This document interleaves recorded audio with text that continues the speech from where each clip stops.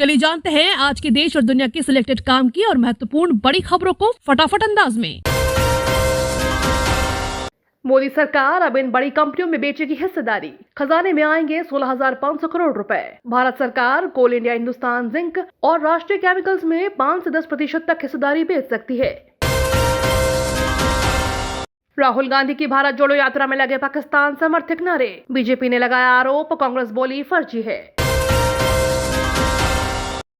बोले अमित शाह, तोड़ मरोड़ कर लिखे गए भारतीय इतिहास को दोबारा लिखने से हम कौन रोक सकता है। राजनाथ सिंह बोले, एक मजबूत और समृद्ध भारत का निर्माण दूसरों की कीमत पर नहीं हो सकता। भारत किसी ऐसी विश्व व्यवस्था में विश्वास नहीं करता है जहां कुछ को दूसरों से श्रेष्ठ समझा जाता है। उन्होंने कहा कि देशों के कार्य मनुष्यों की समानता एवं सम्मान के सार तत्व से मार्गदर्शित हो, जो कि प्राचीन मूल्यों का हिस्सा है।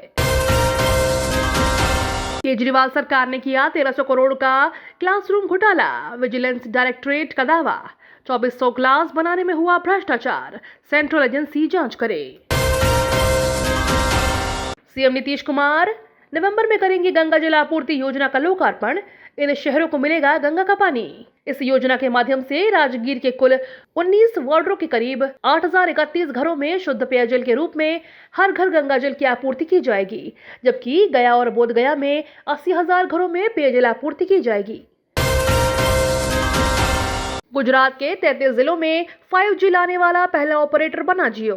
रिलायंस ने गुजरात के 33 जिला मुख्यालयों में अपनी 5G सेवा जियो ट्रू 5G शुरू कर दी है, जिसके बाद गुजरात अपने सभी जिला मुख्यालयों में 5G पाने वाला पहला राज्य बन गया है। आपको बता दें कि कंपनी एक नई पहल के तहत गुजरात में 100 स्कूलों को डिजिटाइज भी करेगी। राघव चड्ढा बोले, आपकी सरकार बनी तो गुजरात में लागू करेंगे पुरानी पेंशन योजना। ग्राहकों के लिए अच्छी खबर, अगर बैंक लॉकर से कुछ भी हुआ चोरी तो बैंकों की आएगी शामत। भारतीय रिजर्व बैंक ने पिछले साल बैंक लॉकर से संबंधित नियमों में बदलाव किया है, जो इस साल जनवरी से प्रभावी हो चुके हैं। इन बैंक लॉकर नियमों का प्राथमिक उद्देश्य महंगी संपत्ति को चोरी और सेंधमारी से बचाना है। पुरानी पेंशन पर राज्यों को झटका, नहीं मिलेगा एनपीएस का पैसा। कई राज्यों में पुरानी पेंशन स्कीम को फिर से लागू करने की मांग जोर पकड़ रही है। पंजाब में तो मंत्रिमंडल ने इसे मंजूरी भी दे दी है, लेकिन पेंशन रेगुलेटर पीएफआरडीए ने कहा कि नेशनल पेंशन स्कीम के तहत जमा कर्मचारियों के पैसों को उन्हें ट्रांसफर नहीं किया जा सकता है। रेलवे प्रशासन का बड़ा फैसला, ट्रेनों में महंगा होगा नाश्ता और भोजन। आईआरसीटीसी तैयार कर रहा है नई दरों की सूची।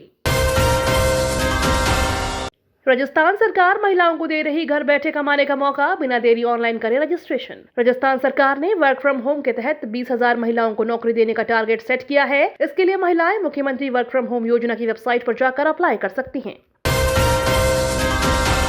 चीन में कोरोना का प्रकोप फिर बढ़ने लगा, 24 घंटों में सामने आए 32,000 से ज्यादा मामले।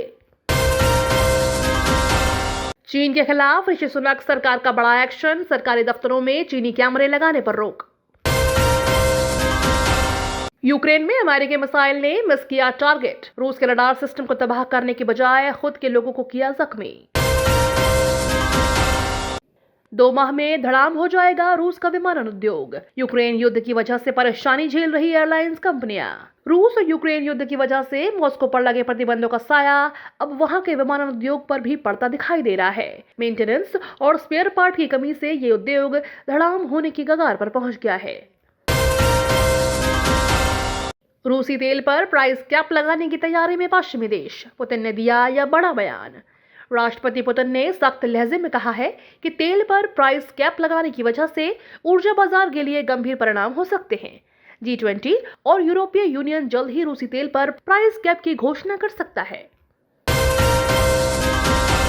हद पार करेंगे पुतिन, यूक्रेन को घुटनों पर लाने के लिए दाग सकते हैं यह खतरनाक हथियार, यूएस भी थर्राया। केंद्रीय कर्मचारियों और पेंशनर्स के लिए खुशखबरी, खाते में जल्दी आ सकते हैं 2 लाख रुपए। कोरोना काल में सरकार ने 18 महीने के लिए कर्मचारियों के डीए में बढ़ोतरी फ्रीज कर दी थी। इसी तरह पेंशनर्स को भी इस अवधि के दौरान महंगाई राहत यानी डीआर का पेमेंट नहीं किया गया। कर्मचारी और पेंशनर्स अब इसके भुगतान की मांग कर रहे हैं। केंद्र ने राज्यों को 17,000 करोड़ रुपए जीएसटी मुआवजा किया जारी। अपने हिस्से से दिया सेस। केंद्र सरकार ने राज्यों को जीएसटी मुआवजा के रूप में 17,000 करोड़ रुपए का भुगतान किया है। एक आधिकारिक बयान के अनुसार सरकार ने शुक्रवार को कहा कि उसने अप्रैल और जून 2022 की अवधि के लिए देय वस्तु एवं सेवा कर मुआवजे के लिए राज्यों और केंद्र शासित प्रदेशों को 17,000 करोड़ रुपए जारी किए हैं। डेली ऐसे ही खबरों से अपडेट रहने के लिए चैनल को सब्सक्राइब करके बेल आइकन को दबाना बिल्कुल ना भूलें।